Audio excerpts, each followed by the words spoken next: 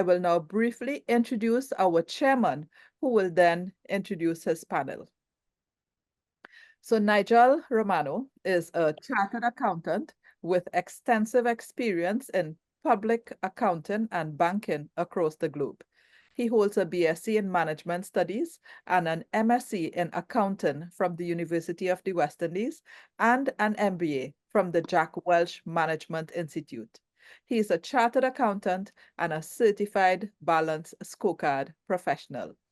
Nigel spent 15 years in Asia working for Citibank before coming back to Trinidad and Tobago. He retired just a few years ago as managing director of JMMB in Trinidad and Tobago. He's currently not just the chairman here at CCGI, he's also chairman of National Flour Mills, the NIPDEC board, and he also serves on the board of Answer Merchant Bank. So of course, there's a lot more details about Nigel in the profile shared in the agenda with you, but I am happy to welcome you, Nigel, and I now hand over this panel discussion to you to introduce your panelists.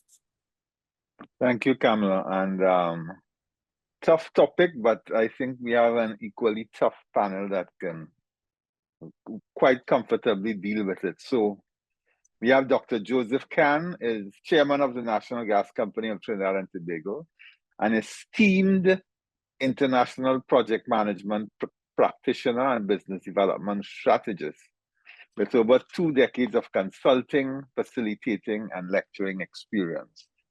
His expertise spans various countries, including Trinidad and Tobago, Guyana, Jamaica, Barbados, Belize, Bahamas, Grenada, Suriname, Germany, France, and Spain.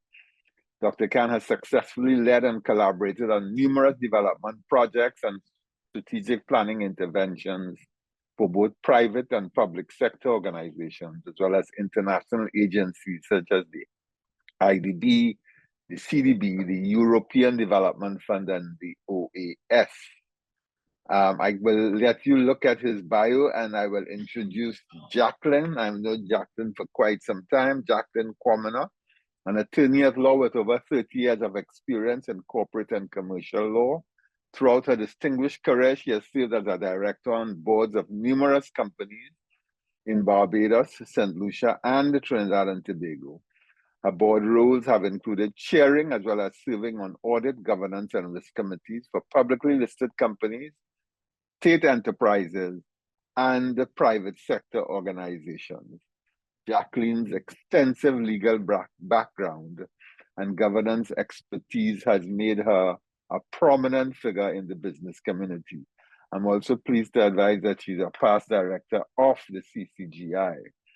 And of course, you have Alasdair Roe out of Belize, a seasoned professional in the global insurance and reinsurance industries, currently serving as a director of the board of G.A. Roe & Sons Limited, a family-owned businesses with over 60 years of operation. He's also an executive focused on developing innovative insurance initiatives that leverage value-based insurance design to enhance consumer quality and affordability sustainably. Alasdair's journey in the industry began after completing his bachelor's degree at Florida State University, followed by his work as a Lloyd's broker in London, England, where he attained his associates of the Chartered Institute of Insurance. He now resides in Florida with his family. Again, his CV is on the website. So, regenerative versus degenerative, turning the wheels from profit generation to regenerative capitalism. I will ask Dr. Can to lead off the batting and kind of put this in perspective for us. Hey, Nigel. What are your thoughts? And thanks. Hello there. Afternoon. Good yeah, afternoon. Thanks for having me, and thank you for the opportunity. CCGI, and it's happy to be here. I'm happy to be here this afternoon. A tough topic, I must say. When I saw it, when I saw it, I said, what am I getting myself into? You know, and then I realized, I mean, there's so many perspectives on something like this. There's so many, um, you know, theories, schools of thought, and those kind of things, which is fine, But I really want to start by telling you a story. Saturday last, as you know, many of you may know, the NGC group has several, companies under its purview. One of which is the Labre Industrial Estate, or Labitco, in Labre, South Trinidad. And we embarked last year actually on a tree planting exercise. Last year we planted 181 fruit trees. And this year, Saturday there, we planted 400 timber trees. And what we really did is look at the estate and utilize land that, has been deemed to be unusable for industrial purposes. But, phase 1 and phase 2 in these activities, we got staff involved, we got the board and management involved, we got our honorable minister involved, and very importantly, we got the community involved. And they were very, very much excited. And this initiative, is all part of our own small way of contributing to the issue of the reduction of, CO2 emissions, supporting our national determined contribution commitment, focusing on climate change as it relates to carbon sequestration. And even, as we have those trees, it could diversify the economy in a particular way, where you have cottage industries and so on, employment and so on. And also, of course, being environmentally sustainable. So, when I looked at our activities and I looked at this topic, I reflected and realized that, as a company, as a state enterprise, we operate in an economic system, right? Where today we are moving away from just that singular perspective, or that pure perspective of being neoclassical, where we exist to create, profit, the communism way, the capitalist approach. We are moving away from that. And we are moving really from value extraction to value creation, And what I realized when I step back and I look at what we did in the context of good governance, I saw that, we were really trying to balance making a profit while serving a purpose. So when, we really look at this whole concept of, regenerative capitalism, to me, it's about making sure that we have purpose. And it is really about giving back rather than taking more. And, sometimes it's easy to take more, especially when you're operating in the extractive industry, so it's easy to do that. But I think in the context of, again, good governance, we have to have this ability to take account for socio, economic, environmental costs and benefits, and, allow that to be reflected in our pricing methods and our goods and our services and those kind of things. So for me, when we look at regenerative capitalism, I think it's really a push to ensure that businesses and companies and investors really look at sustainable practices, sustainability in terms of innovation and creativity and those kind of things. But fundamentally, I see it as a platform for wealth creation. And while we create wealth, yes, from a dollars and cents perspective, I think businesses and companies, whether state or whether private sector, quasi, we have the opportunity to align ourselves with things such as the SDGs and the Paris Agreement and the Sendai framework and those kind of things. So I think, you know, just starting off the conversation, to me, there's a balance that we must be able to strike in the context of governance and good governance, as our speaker mentioned before, where we need to have that balance between, you know, making and taking, giving back, you know, as well, and also having a focus on, you know, what we now call the triple bottom line, you know. So that's where, you know, I see it as a starting point, and of course, you know, we take it from there.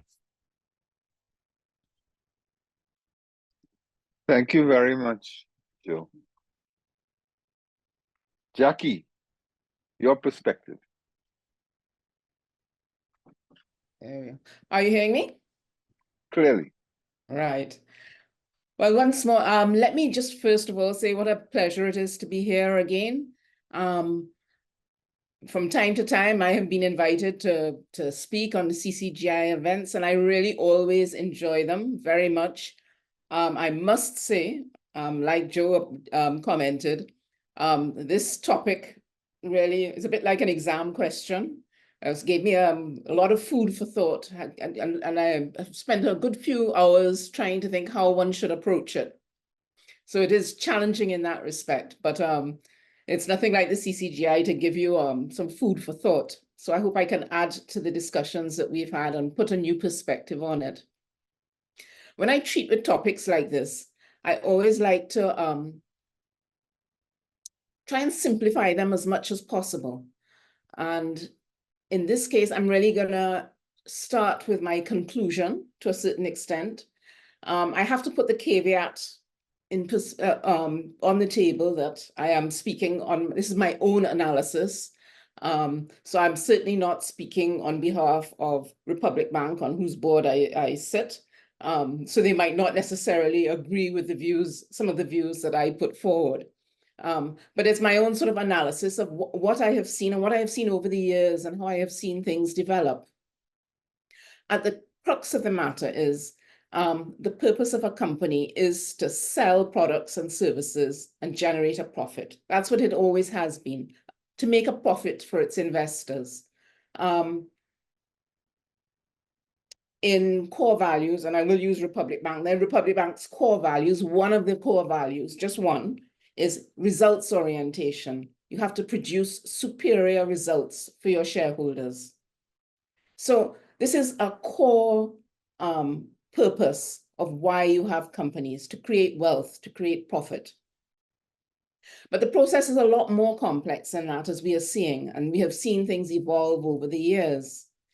If a company is to exist successfully and achieve its objective of profitability, you have to take into account the needs of all your stakeholders, and recognize that there's a certain amount of synergies has to take place between the various stakeholders in order for the company to be successful.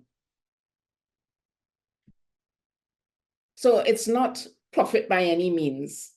There is a desire for success. So this one is, we're looking at sort of financial capital. And I'm going to focus first on financial capital, being our profitability and why that is important, and gradually work it into the theme of the whole topic. And why financial capital is so important, because we have been beset with numerous financial scandals over the years. And my slant is slightly financial because that's a lot of my background has been spent there.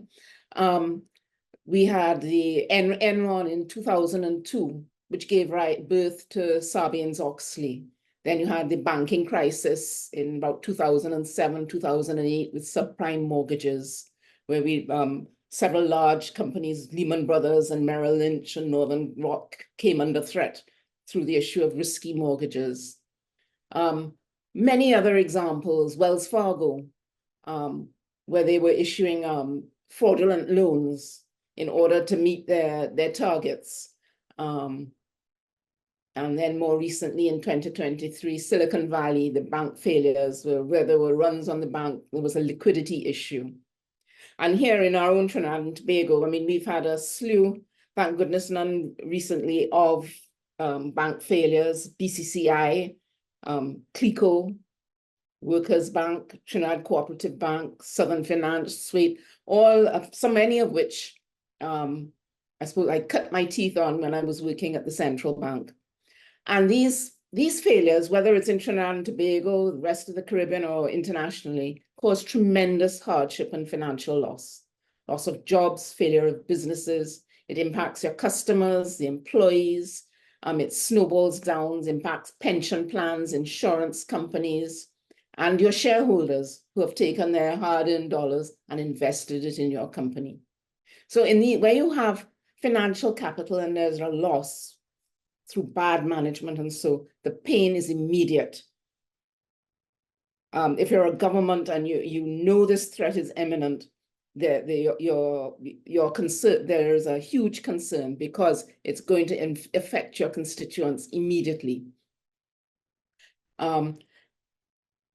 These crises gave rise to a lot of a focus on regulation. And from where I sit, that's where I saw the growth in governance, where you saw responsibilities placed on the board and the management and shareholders, strong regulators, strong central banks, and robust legislation. In many cases, I know here in Trinidad and Tobago, the central bank wasn't able to close these institutions until the legislative framework was in place to support them, because the hardship would have just been too great for the people. You had to manage that as well. So it wasn't just close at any cost.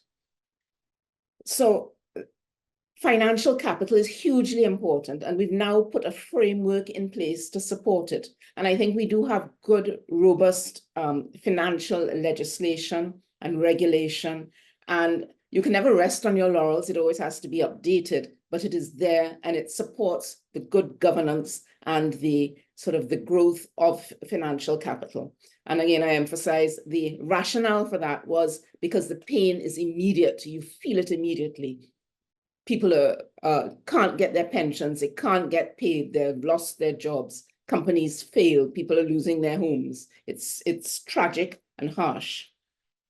So that's one aspect, that's the financial capital. And that's why governance in that aspect is so important. Then you have the human and social capital. This is where you see the development of CSR. Businesses have for years recognized the need to treat with its employees and the community. Even while we are looking at financial capital, you realize your brand is important, and treating with your employees and your community is critical if you are to be successful. You can't exist in an environment, in a vacuum. And that is why a lot of our companies, and we do, if you look at, especially, I think of the publicly listed companies in Trinidad and Tobago, they all have very strong CSR programs. And these are usually managed by their marketing departments and their HR departments. So it's specific to a department. And then it's important enough now to get mentioned in their annual report. The companies carve out a portion of their profitability, and they use that to support their CSR. Conscious capitalism, which I think they spoke about yesterday, was a sort of a further step in this, where you're pulling together the interests of all your stakeholders and ensuring that they are served. And it sort of broadens the span of CSR and makes it not just a marketing and HR issue, but it has to be a company issue. And now we are seeing the move from CSR and conscious capitalism more, I would say, to another step further, to sustainability, to the environment, and to natural capital. And there's a groundswell and a movement towards expanding the scope of CSR, sustainability, conscious capitalism, or whatever you wish to call it, and that we have to recognize that there is more at stake, the environment, that natural capital is a depleting resource, and it has to be replenished. And in Trinidad, that's critical. We are a hydrocarbon-rich economy, and with many sort of non-renewable resources, and we suffer from the effects of bad quarrying and floods and deforestation. So we're seeing a groundswell globally and also in Trinidad and Tobago and in the Caribbean of support for sustainability. And there you have the different standards. We now have the GRI Global Reporting Initiative and the ISSB, and we have the UN Sustainable Development Goals, and all of these sort of providing standards and frameworks to try and support these efforts on sustainability. And for us, it is a recognition that our fiduciary responsibility extends beyond shareholder value and has to take into account your wider stakeholders. But the wheels are turning slowly. I think there is a great global movement, and I think in the Caribbean and in Trinidad and Tobago, when I look around, it's happening. Our children, everyone has mentioned in yesterday and so that our children are very conscious, and a part of their education is their sort of caring for the environment and the fact that we have to put back what we take out. But I think the development here requires conscious effort. It requires more than just private sector effort. I think the companies are leading, the private sector companies tend to be in the lead here. And it needs acceptance by stakeholders that it's more than just price and profit. Now, if you look at a publicly listed company, most of your stakeholders, most of your shareholders are really going to be persons that are dependent on your profitability and your ability, not only the value of your shares, but your ability to pay dividends, the insurance companies, when people invest in large bonds, etc. So price and profit is still a very, very fundamental importance. But there is recognition that we have to look beyond that. We need to restore and build rather than just exploit. And in order to do that, I think we require government as well, all our governments, to help us establish the frameworks, the legislative policies, the infrastructure, the tax frameworks, and other incentives that allow us to develop this ethos and flesh it out more.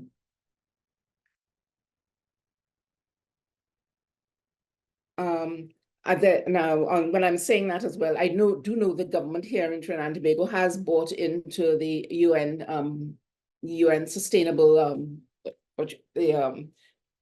sustainable policies, but there is still a need for more for it to become accepted. And until that takes place, our focus is still going to be on, I think, price and profit first. But it's necessary that we have the frameworks, the policy, the legislation to support human, social, and natural capital, not just the financial. And I can understand why. That's why I began with the financial. We began with the financial because the pain there is so immediate. But the pain from our ignoring natural capital is much slower, but it is upon us.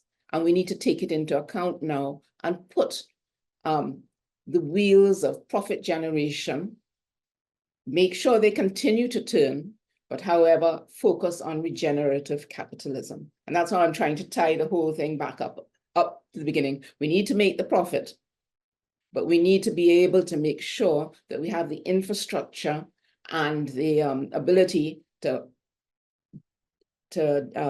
pull some of that profit generation towards regenerative capitalism.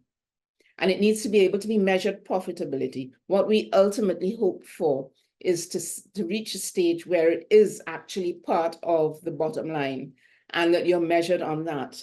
And so your profitability is not just defined through financial performance, where the focus still is there, but we're going to look at human capital, social capital, and natural capital as well.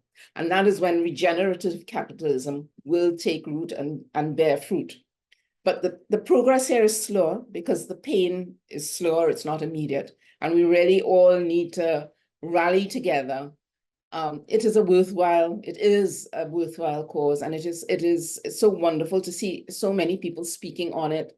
And but we have to accept the reality of where it is and push forward slowly, and hoping that we will eventually get to a state where we can measure it, and it does form part of our well, I can't say financial statements, but our reporting at the end of a financial year.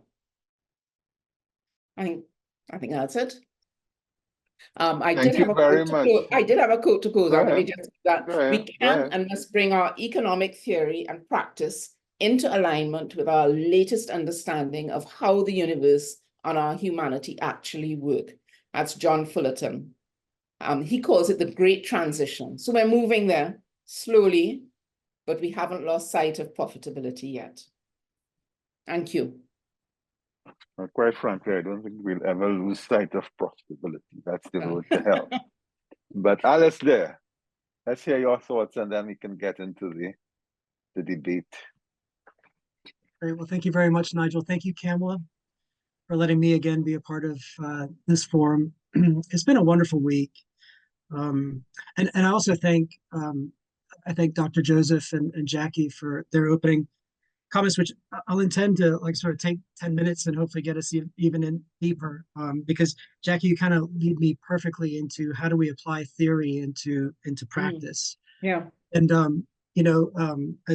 as Nigel kindly introduced me, I sit as a director of a family-owned business, G.A. Roe & Sons, and we're diversified in various different industries, and therefore, when you sit in the boardroom, you're in the helm of this ship, and so the buck kind of stops here with us. So what I have learned, I've attended as much sessions as possible, and I'm going to introduce you guys to a trick. I'm sure many of you already practice, but I've learned so much, and kudos to Quamina, to Nigel. You guys have brought incredible power to this group, and I know I was born in Belize, and I sit on a board in Belize, sit on a board in St. Lucia. These are beautiful places that I count as home, certainly. And so I think we're better than we think we are, because I'm talking to you from the U.S., but Quamina, just in having Professor Elkington speak to us, and some of the kind words and some of the knowledge that he developed from this essential region to the world, I thought were really encouraging. But let me start in what I wanted, what I've sort of prepared to talk to you guys about. And Quamina, you asked for 3 points, and in order to bring theory to practice, I need to communicate. We all need to communicate, especially as we're sitting at the helm, right? Because as I heard Dr. Chamberlain talk earlier, well, she led in this group of management versus governance. It's not a versus, we're in it together, right? And at the end of the day, it's all people, and it's how we deal with people.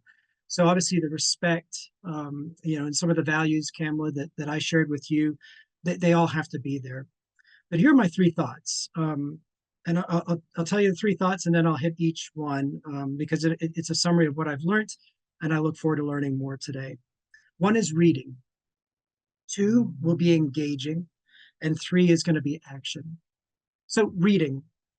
Quamina, you've given us some great new ideas of books starting back at the AGM.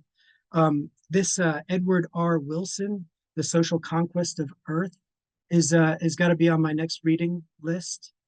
And I've heard a lot of people talk about the level, the volume maybe of board reports that we get from management at the board to deliberate on, the timeliness of them, the thoroughness of them, the clarity of them.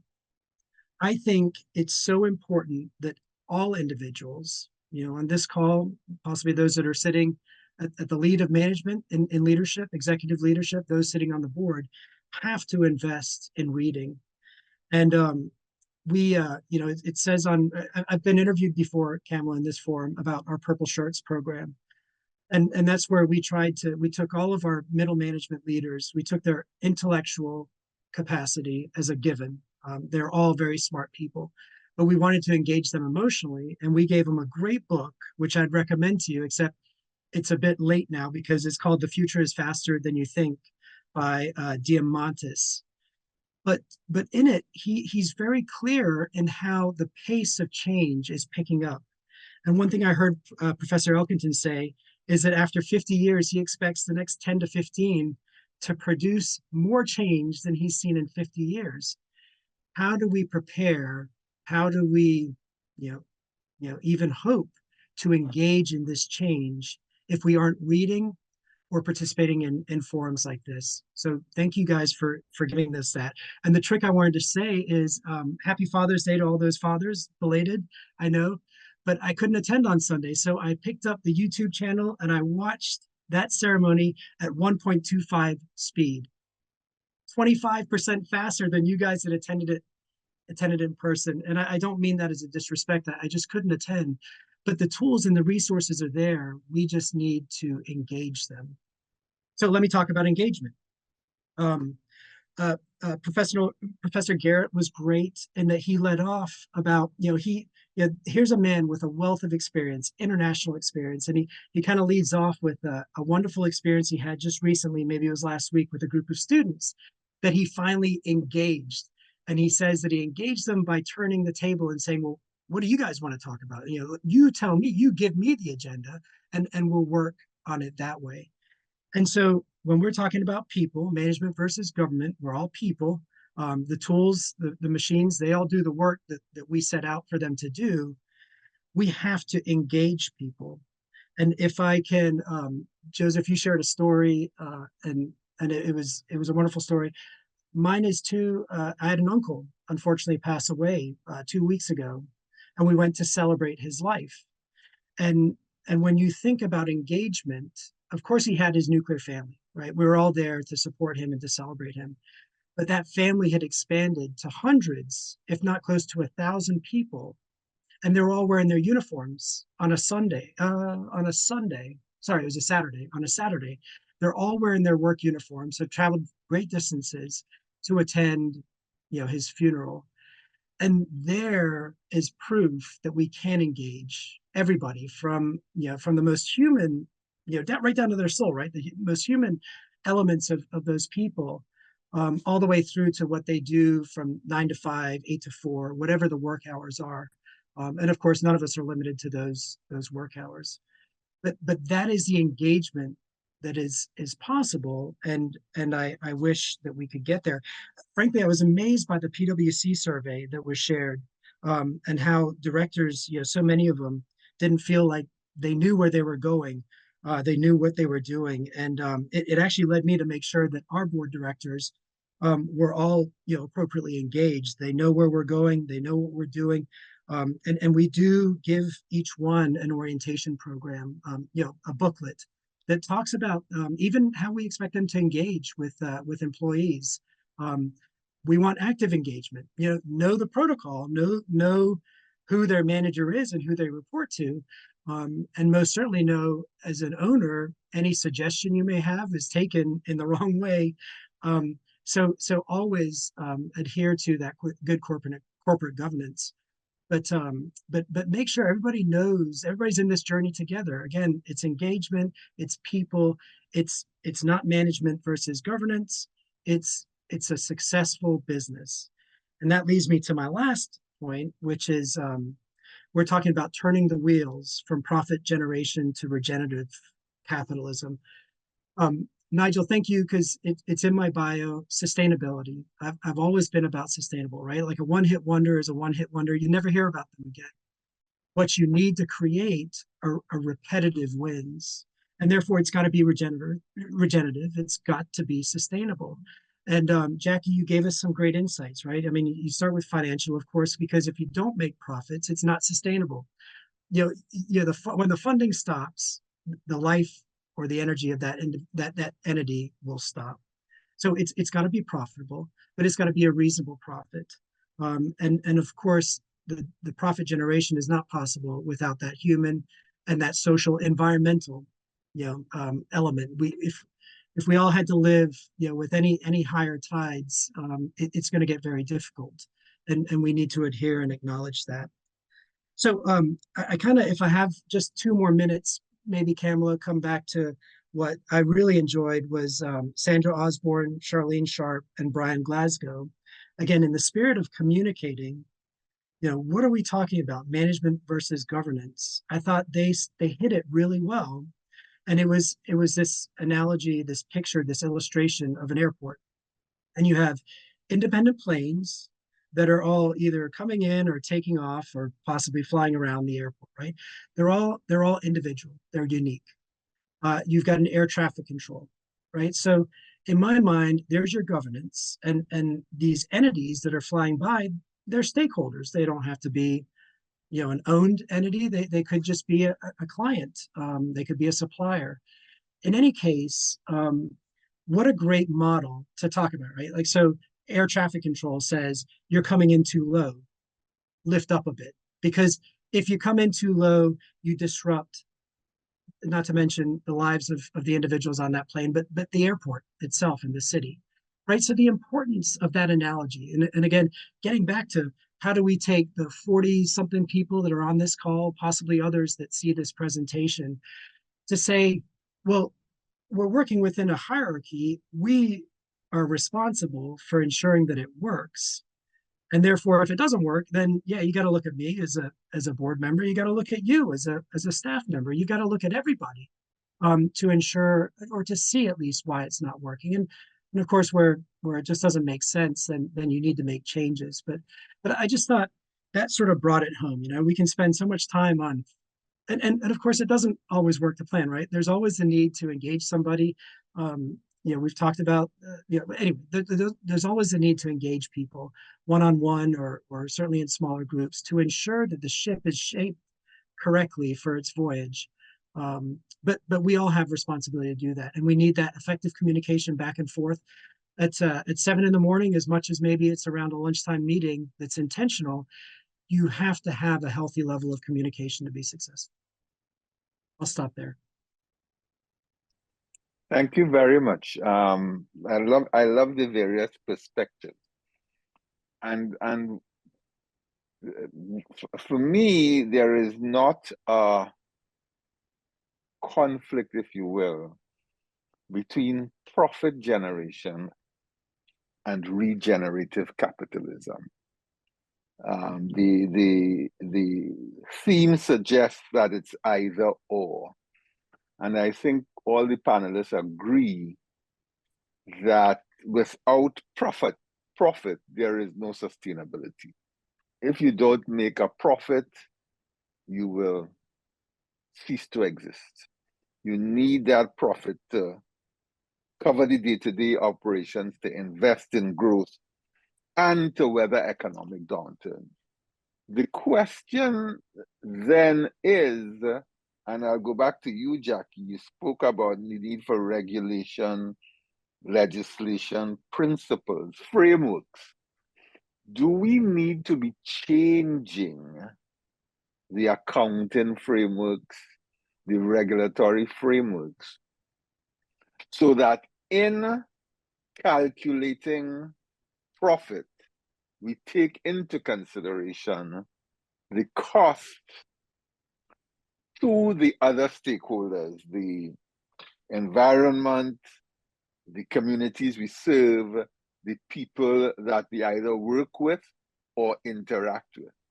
So I will tee that up, and any one of you can come in and let's start talking about how do we get companies to focus on the regenerative aspect as opposed to the just focus on the short-term profitability. If I could kick off there, I think it is the frameworks. Some of the frameworks that exist are moving in that direction, but they don't have general acceptance yet. I mean, they will put forward sort of matrix and KPIs and things that you have to meet, you should meet if you are, and they will put numbers to that you can build into your financial statements. I mean, how it is done is a little above my pay grade at the moment, I'll get there, but it will happen. But it will take more than that. You need the environment around you to sort of sustain that and encourage that as well. I don't think a publicly listed company on its own could sort of impose this in its financial statement without some sort of general acceptance by the accounting standards, and so that this is the way to go. But there is a movement in that direction. Thank you. Joe or Alasdair? I'll add very quickly, like Sarbanes-Oxley was brought up by you, Jackie. Mm-hmm. The industry paid for it, right? I mean, you know, accountants charged a lot more for the level of depth and analysis that they had to do. And that goes right to the sustainability and the regeneration, right? If you have a bad apple, it ruins the barrel. There's a cost to pay for everybody. Yes. If you're able to work with your regulators, and obviously in insurance, we've got lots of regulators. And that regulation is funny. It's reactive and many times. But in order to be a good citizen, you know, you kind of have to look at the dynamic financial components of the industry and its requirements. So yeah, but I think what you're asking is how do you get people to be more proactive, right? And not realize the loss in the mirror, the rearview mirror, but to look at it in the future coming down the pike if they don't correct their actions. Joe? Yeah, I think, I mean, if we're talking about governance, you know, this week, and if we go back to, you know, the principles of governance, one of which is transparency and accountability. And sometimes, yes, you know, we wait for standards and regulations and policies and frameworks and all these things to do what is, you know, viewed as right. But to me, if you stand on the principles of good governance, you don't have to wait for those things to happen. It can be done in a voluntary, responsible way, you know. Just as how at one point, you know, we have focus on balanced scorecard and those kind of things. Some people move away from that and create their own organizational matrices, you know, to measure, manage, and demonstrate performance. You know, so I think while, you know, we have those, you know, frameworks, as I say, that we can wait on, I think being responsible and demonstrating that we have a sustainability agenda in an organization, I think one would want to communicate effectively to your shareholders and your stakeholders and the public and the community. And I say that in the context of, again, from where I operate, you know, in this, in the oil and gas, in the energy sector, right? So I think because we are aiming towards creating value, you know, you have to also create value by demonstrating that we are, you know, being transparent in how we operate business, you know. So that's my perspective on in that regard. Yeah. The concern for me is that, I mean, I chair a publicly traded entity in Trinidad and Tobago, and if I were to focus on sustainability without ensuring that I deliver a reasonable profit in the short term, I may not be chairman for very long. And the company may not be in existence for very long. So you have I'm sure Joseph agrees with you there. So we have that tension, and therefore, in that context, while we want to do the right thing, I think we also need the support of the regulator, of the legislative framework to help us in that regard, if you know what I mean. And for me, being very clear about purpose, and you alluded to it earlier, Joe, is critical. And the way I put it is that we are here to create value, but we have to create enough value so that we can capture enough of it to sustain our operation. That value we capture is, of course, our profit. Yeah. And that's the tension. For me, and I suppose I was at a forum this morning with the Institute of Chartered Accountants and the evolving role of the CFO.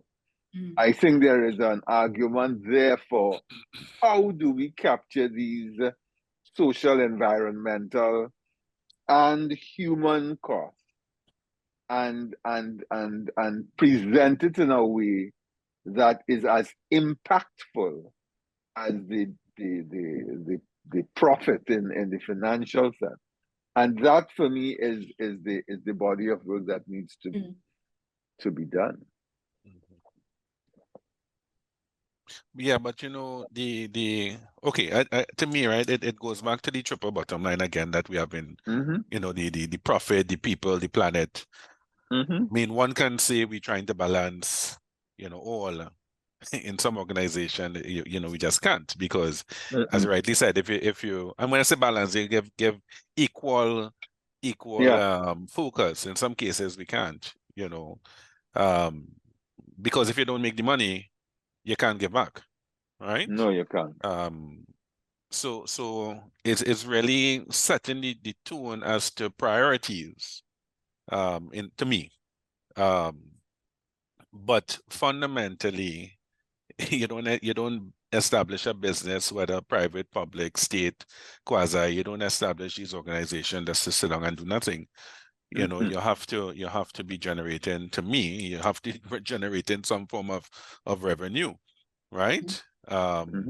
Because when we talk about, you know, sustainability, you know, sometimes we think sustainability is only about, well, doing the green things and so on. You know, it sounds good, it sounds nice, but really and truly, we have people to pay. We have bills to treat with, you know. So I think it's really being responsible in how you do things. You know, it's really about being responsible. But I still hold to the neoclassical theory of the firm, to be honest with you. Right? I know and what is that? The neoclassical theory of the firm, where we exist to make money. Right? I mean, everyone here has a different view, and we're talking regenerative, and we're talking, you know, all these niceties. But really, you know, from my perspective, we have to make the money. We have to make the money in a responsible way. If we are taken out, we also have to give back, you know, in a particular way. You know, we have to engage stakeholders, engage community, and what have you. You know, but there must be some sort of priority to these factors. You know. I can buy into that. I agree with that. Yeah. No, and I also ascribe to the classical model, the neoclassical model, classical model, whatever. The point, though, is that all of this we are talking about because our planet is at a tipping point, if you will. Yeah. And we are doing this because we want to ensure that the planet continues and that the people on the planet continue to thrive and grow and whatever. And for me, the conundrum is that we have set all these sustainable development goals and net zero and all that kind of stuff. How do we ensure that we stay on track as institutions to get us to where we need to be to achieve that goal of saving the planet? Well, that is one of the points I was trying to make, where the pain is not immediate. And for a government in a country, the immediate pain is your next election, not what is going to happen 25 years down the line when your grandchildren are sort of up and running, trying to exist in a country that is flooding and whatever, no pollution and whatever.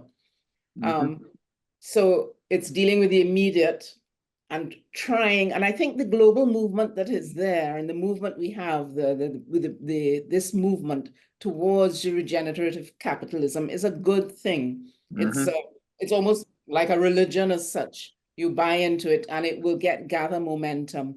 And I think some of the international pressure that is going to be brought to bear will also cause us to change as well. A bit like what has happened with, again, going back to sort of financial money laundering and AML and being green listed and blacklisted.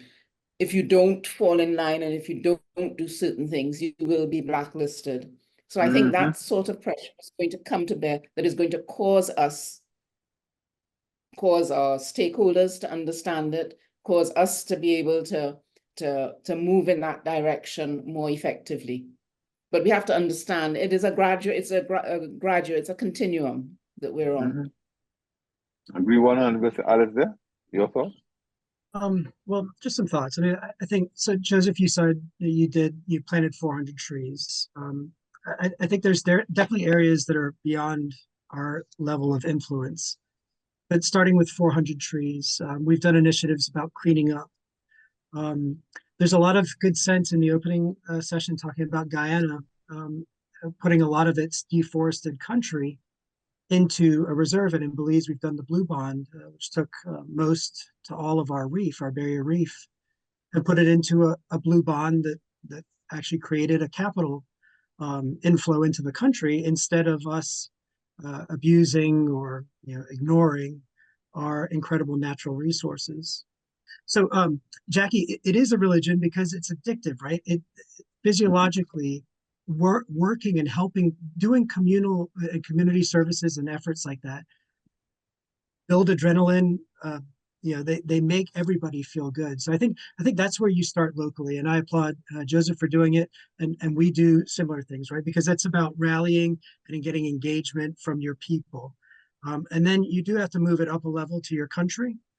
We talked about Guyana and Belize, and of course then it's global, and we probably have to have those difficult conversations, those political conversations about where is the world going? What are our elected officials doing? Because it's a very nebulous, it's a very heavy, it's a very difficult issue to respond to. I mean, here's another view for you guys, right? Like, so profit, you have to make profit. If you reduce your profit with activities like this, I'm very proud to be a bronze sponsor of this initiative, right? But so profit is great, right? But what is the level? What is the appropriate level? How do you reinvest smartly?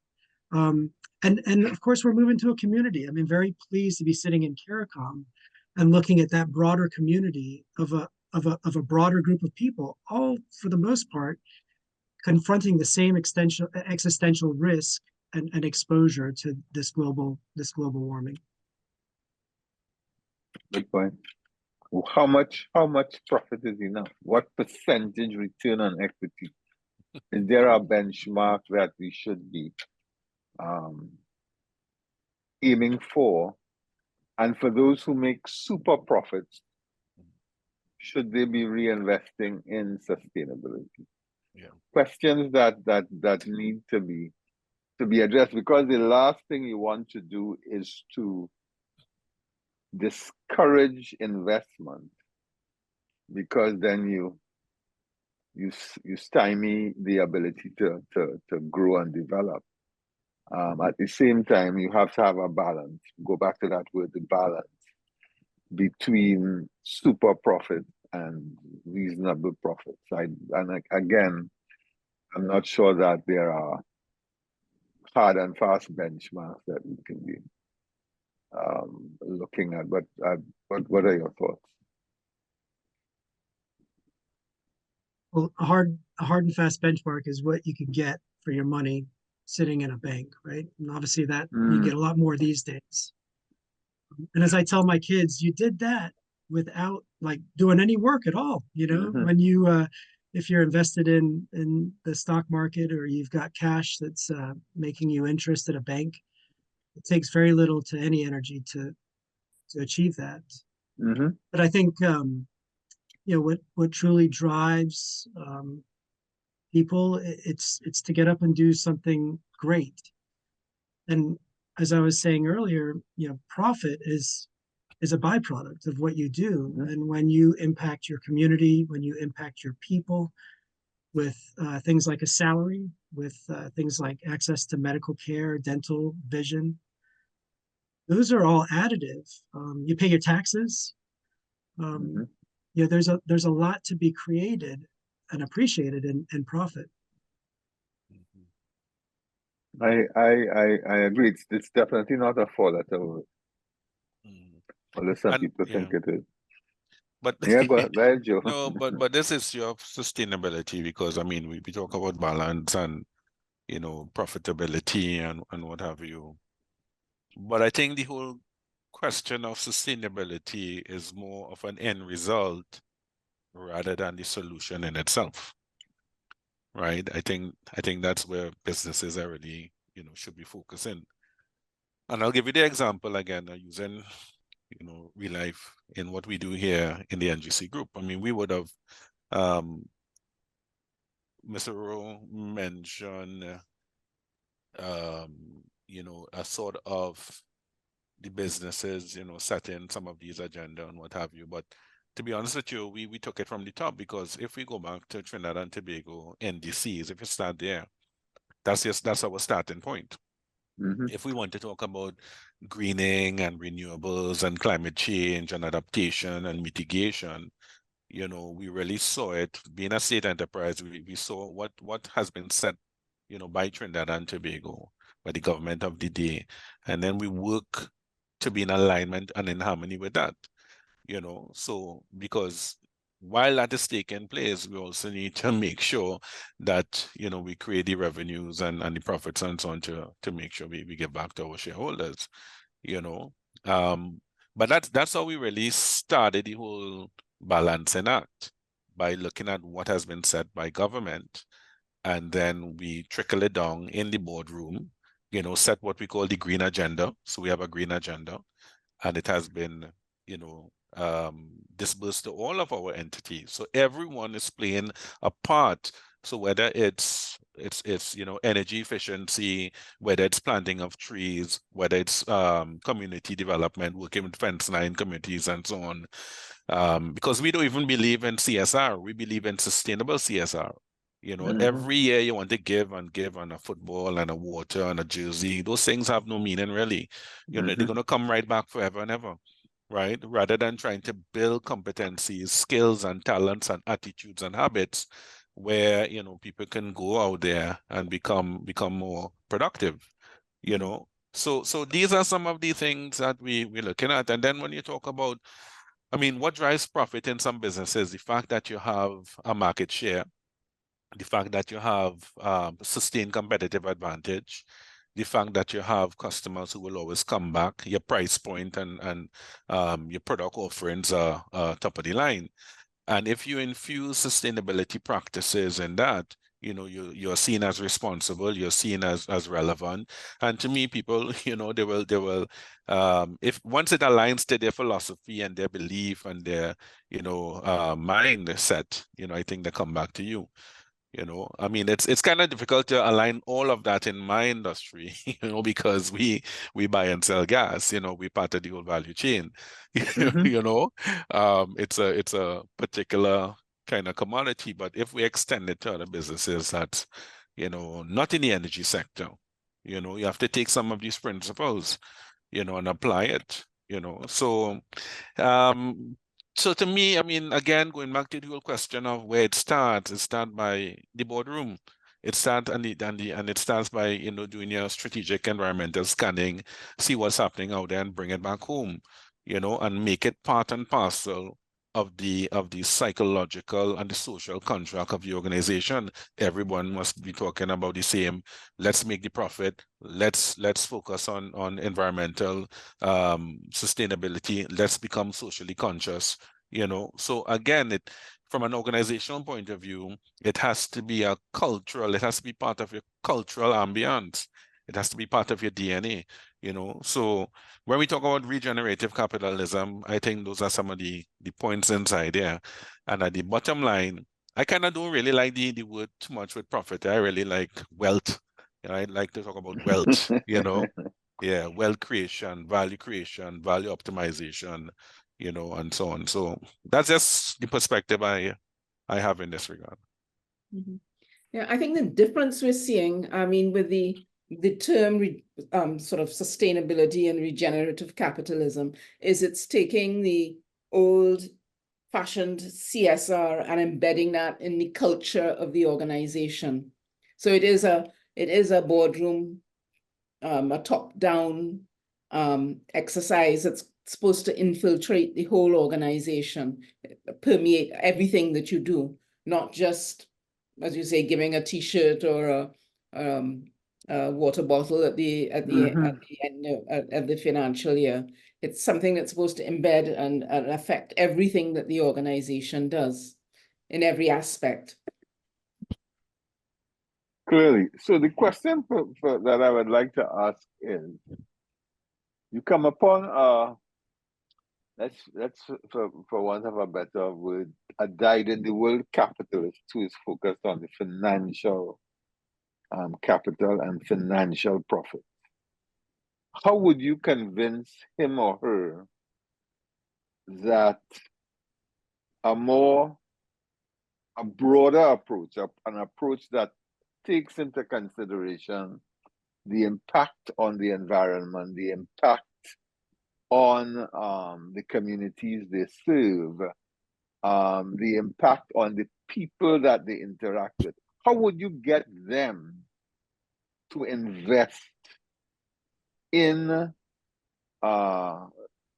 practices and focus on measurements, if you will, that would encourage a broader look at the performance of the organization?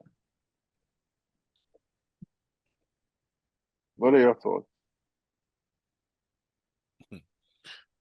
You don't think no, I don't think to find a person that does not understand that your organization is dependent on the environment around it and its constituents and its stakeholders, its customers and its clients and how they're impacted, is really a person you don't need, I suppose, on your board of directors at all.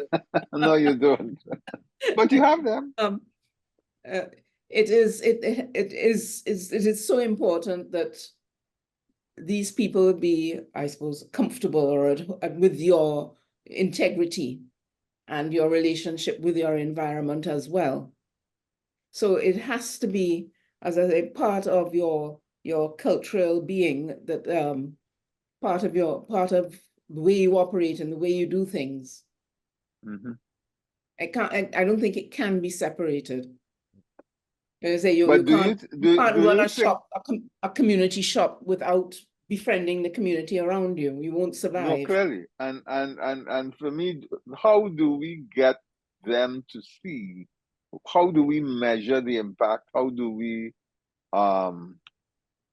get them to start thinking broadly, with the point that it is in their interest, their medium and long-term interest, to do so?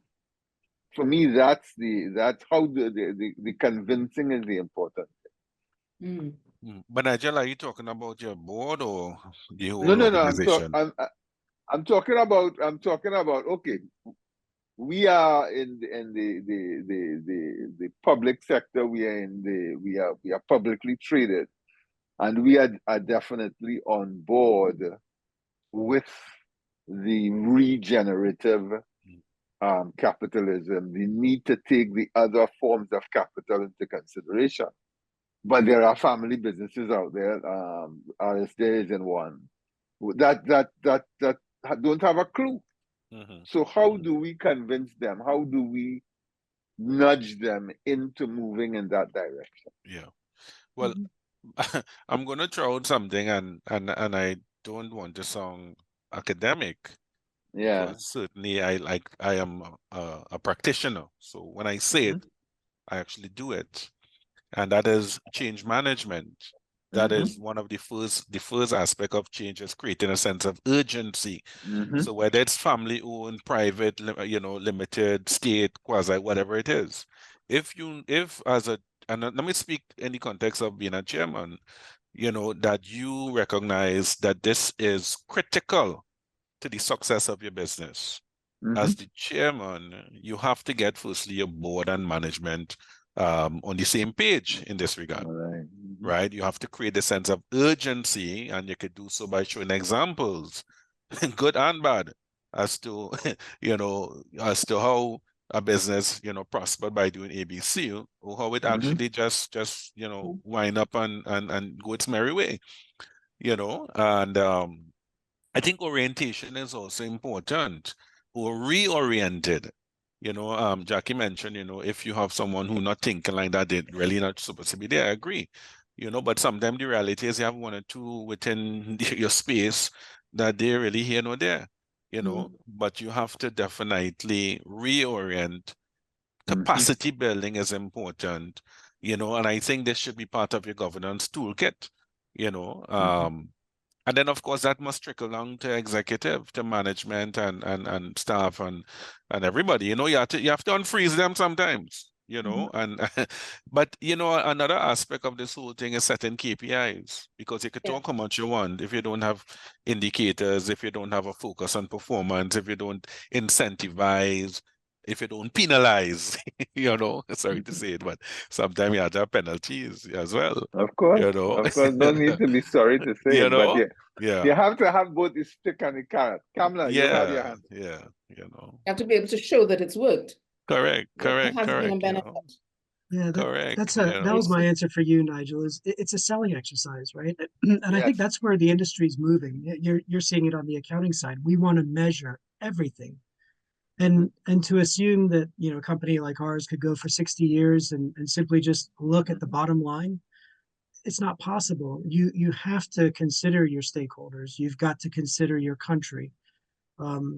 There's a lot more to it, right? And so I guess the answer is, if you wanted to invest in a CD and just take your 4 or 5%, whatever it's going to give you these days, then you could do that, and you'd have no requirement to do anything but that. But being in business, and in a sustainable regenerative business, it requires you to reinvest, and that's where the smarts comes in, right? It's like, Joseph, you putting 400 trees with your staff into the ground, I imagine was a wonderful day, right? And you said you got the community involved, possibly even politicians involved. What an incredible day. All is a small sliver of the bigger picture of what you guys are doing with NGC. It all adds to a much bigger, much more vibrant, much more exciting opportunity, right? So if you got a board member who's just sitting there going, where's my 15%? They obviously need to be unfrozen, as Joseph said, and they can take that somewhere else, and frankly, that's the big challenge we have, right? Is how much do you invest outside of what your core competency is, right? So us looking at being a bronze sponsor here, I ran it up the chain. I'm sure a lot of people went, why do we want to do that? Because it's a small investment in a grand opportunity, right? Joseph, you said you want to educate people. You want to teach them how to fish, right? You don't want to just give them the fish. And this is wonderful. Does it take from our profit? Of course it does, right? Dollars and cents. But does it add to our brand? Does it add to our emotion, the people that are watching, my colleagues that are watching and being a part of this and learning for the future? We couldn't put a price on it.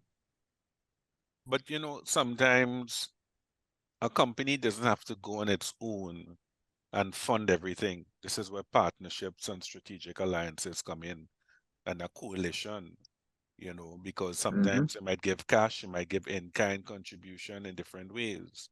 And sometimes going in together as a unit, businesses in a particular community, I think you could capture more, or let's say state to state, state enterprises working together for a common objective. Purpose.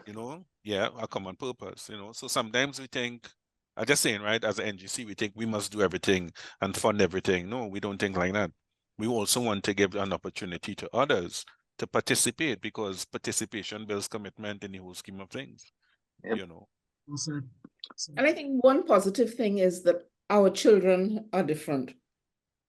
And I think our children do believe in sustainability and regenerative capitalism. They are not just going to, they don't expect organizations just to take and not to give back. I think we have a generation of young people coming up who are going to operate our organizations and our companies in a different way, a more holistic way. And I think it is very, very optimistic at the end of the day. We're on to a good thing there. We've done the right thing. They understand it. Well, it's their world, eh? So, they're the ones who are going to have the full brunt of the impact. Kamala, Yes. you had your hand up. What did you want to contribute? Yes, thank you. And forgive me, I just used my prerogative as host to enter the space as well. No worries. Always Okay, welcome. thank you. I'm so thoroughly enjoying the conversation, and especially how it has now evolved. You know, as Joe said, you know, change management is so essential to this. And as he spoke earlier, I wanted to draw attention to, and I know he wouldn't have been present with us, our second governance week when Professor Mervyn King delivered the opening keynote. And he gave a really great presentation talking about, I know, Joe, you mentioned the theory of the firm earlier, and I too agree with profitability, but let's separate it from profit maximization. Yeah. And he gave a really, really solid presentation to us about that whole movement. And I'm going to share it with you, and you could do just as Alasdair said and play it on 1.5. So that speed, you'll be hearing it faster than we did. 1.25. I think 1.5 would be too fast, but 1.25 seemed to work much good. too fast. Yes, okay, but so that was really awesome. What I think we need to really point to, though, is here everyone has been speaking with respect to their own experience of how we are trying to ensure that sustainability is a core part of what we do. And that's the wonderful thing about the people who are in the community of CCGI. What we also need to acknowledge and accept is a lot of corporate greed has taken place over the years that would have pushed the planet to where it is at the moment. And if we look at the 9 planetary boundaries, you know, that's developed and shared by that institute out of I think it's Switzerland, you know, we have to understand that we are almost at an existential crisis, and things must be different. And what are those things that must be different, and how we go about doing those different things? And even as we treat with that big problem, Joe, I still also want to encourage that, you know, donate the t-shirt and stuff to these sports people. You know, people matter too. Yes, And of course. also to make a big difference to them, you know, in what they do and how they commit. And this is really the challenge facing us, being able to achieve all these many objectives at the same time. And what is the big outcome that we are looking for? Having shared that, though, I also want to ask if we can encourage Lara into the chat as well. Lara posted a really interesting comment. So Lara, if you want to unmute and share your thoughts with us as well, that would be great. Yes. So let's. Hello, good afternoon, everyone. Wonderful conversation as always. Lovely to see you all. Yeah, I just had a thought about, so as many of you know, I run a small business. I'm a business owner, and we've always done CSR. And in the last couple of years, we've sort of evolved that to ESG, mainly because as a vendor to many multinationals, it has become a requirement for us, whether we like it or not, to have stated ESG principles, goals, measurements, metrics, the same way that we had in the past. We had to have occupational safety and health. I mean, I have statements on human trafficking, on child slave labor, on all sorts of things that never even crossed my mind, because it's the only way I can even submit a tender to provide services to a BP or one of some of these multinationals, right? So part of anti-corruption, anti-money laundering, all of these different things, which I appreciate because it has pushed us to do these things, even though we weren't doing anything wrong. It's good to say to the world, you're not doing anything wrong. So I think in some cases, smaller businesses need to understand that if you want to provide services to multinationals, you're going to have to look at these things. This is not an option anymore if you want to, play with the big boys or the big girls, as it were. But I really wanted to speak about, and I put this comment in the chat, it's all very well and good in your organization to have ESG, to recycle, to plant trees, do all of those good things. But we need in this country for that to become a universally national culture of recycling, environmental protection, sustainability, children in schools, in our homes. In your office, you're recycling, but then you leave work and throw your KFC box into the river. So how do we change that culture and sort of get it out into the community, not just in our organizations, is really what I'm asking. Thank you, Kamala. Very good question. How do we move the community? What can we do to get the community on board with this move to regenerative? And I think we've always had groups of corporates that have got together for various activities. Well, even bankers and bankers association and the Trinidad Chamber and the AmCham and the various groups of corporates that possibly could, come together to sort of push this agenda forward. I don't know, I'm sure they discuss it. Agree, Jackie, but I think what will help with that impact, you have so many people who are doing things in their little spaces. Yes. Individually. Bring it together and have a tapestry of everyone and collaboration being the key. So one, we are not duplicating resources, but also we are building synergy. So we can ensure that a lot of these initiatives not just succeed, but they succeed far into the future. And I think if I can just add, sorry, it's also important for us as employers when we're recruiting people to hire people and look for their ESG initiatives in their school, as a Boy Scout, as an interactor, so that you want to hire people into your organization who you then grow into your leadership, who share those values from early. So I do think we don't look at it from that point of view, but it's a very important part of our talent pipeline as well. Yeah, Laura, you said interactor, so you're thinking Rotary, which I think would be a good collaborator too. But it is, I mean, we're talking about what we do corporately here, and it doesn't mean we move our minds from it, but it's a sad reminder every time I walk here in Florida, or I walk in Belize, or indeed in St. Lucia, St. Vincent, anywhere else, the trash that sits on the side of the road, right? So here we are talking about our own efforts to promote, protect, improve the environment. And then everybody around us is throwing their trash in the river or whatever they're doing. And it's always a letdown for me. It's and of course we start in our company, we've got an initiative where we're looking at utilizing maybe iconic bins that everybody knows is trash, recyclable, whatever. But then the importance of getting it into the schools, so you get that into the education, so that the whole community, the whole country, the whole region stops putting trash on the ground when they just have to hold it for 2 more minutes and they can put it in their trash can. It's a sad reminder of how we move, and we could be doing our best effort, but sadly you walk outside and it's tarnished with trash all over the place. Well, that would bring me back to sort of, sometimes you do need a government framework within which to operate. That would assist greatly. They provide the frame, they provide the law. If you throw your box out, you will get penal. You would have the litter wardens out there.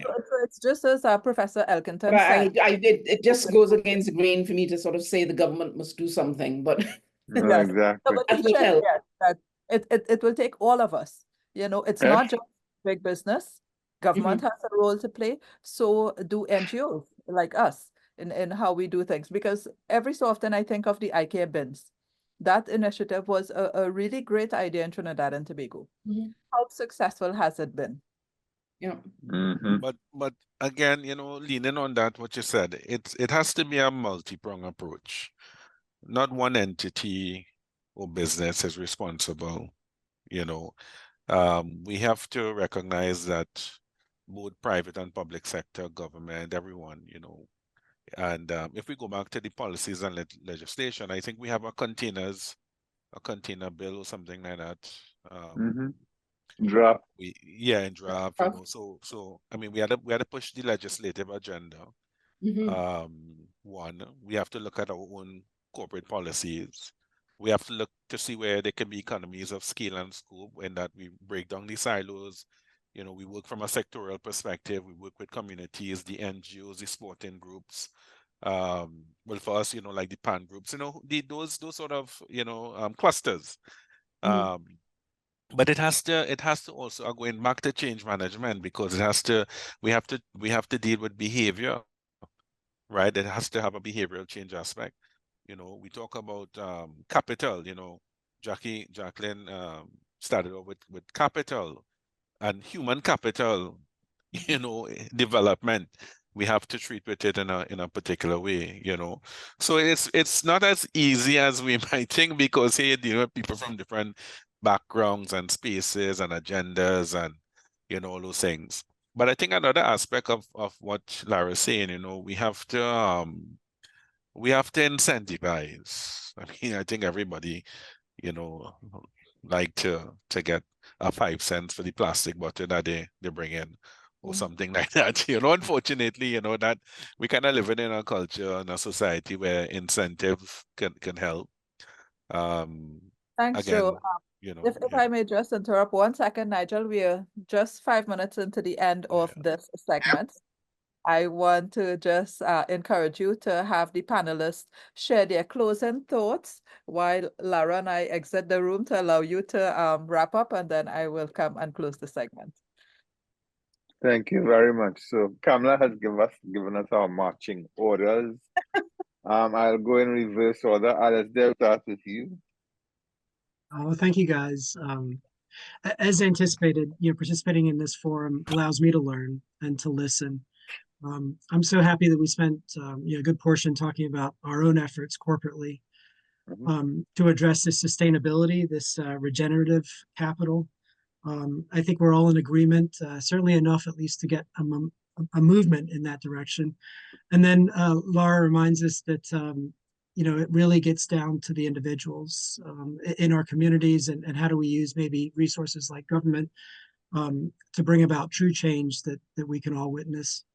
My last thought is really, it is the people. You know, it's the individuals. Whether it's corporate government, we're talking corporate governance, talking about people within our organizations, or those that are outside that we have to interact with. We've got to engage them. We've got to engage them appropriately and to an end. And so this has been really good. I mean, the work is not done. It's tireless, and there's more to do. And maybe Kamala, that spurs you on to new initiatives. But certainly encouraged to hear about all the efforts. As I mentioned, the Caribbean region is wonderful, and I think it's really good to be a part of this group who are doing so many great things, and to acknowledge those great things, and just to keep going. Thank you, Jackie. Well, I started off trying to sort of be cynical about its profit by any means, and sort of showing the downfalls of profit by any means, and the growth in CSR and into sustainability and into now regenerative capitalism. All is not lost. It is a movement.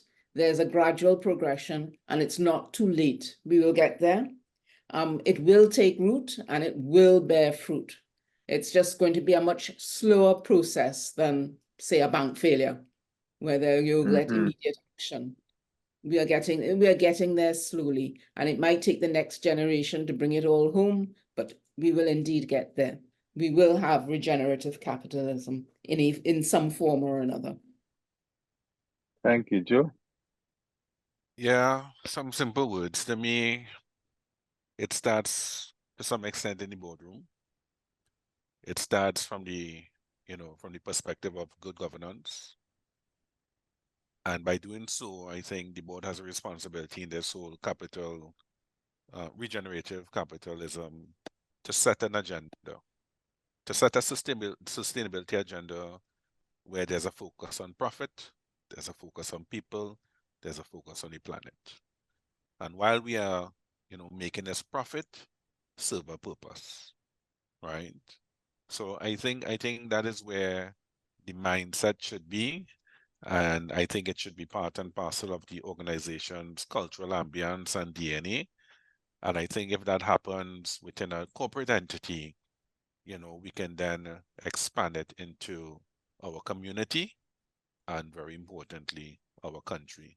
So we have a heavy responsibility as a board, as directors, as anyone who has a role to play in good corporate governance. So, those are just some key thoughts. Thank you. Thank you very much. For me, it has been a pleasure hosting with you. What I would add, and I'll go back to what Joe started with, purpose is critical, and that purpose should incorporate the creation of value for customers. And once you're focused on value creation, then it's easy to say, okay, how can I capture some of that value so that I can sustain my operation? The critical thing is, how do we put in place the right drivers, the levers, to help us to move the needle and get us closer to those various sustainable development goals. And of course, the getting to the triple bottom line. So thank you all very much. It's been a real pleasure. Kamala, I'll hand it over to you.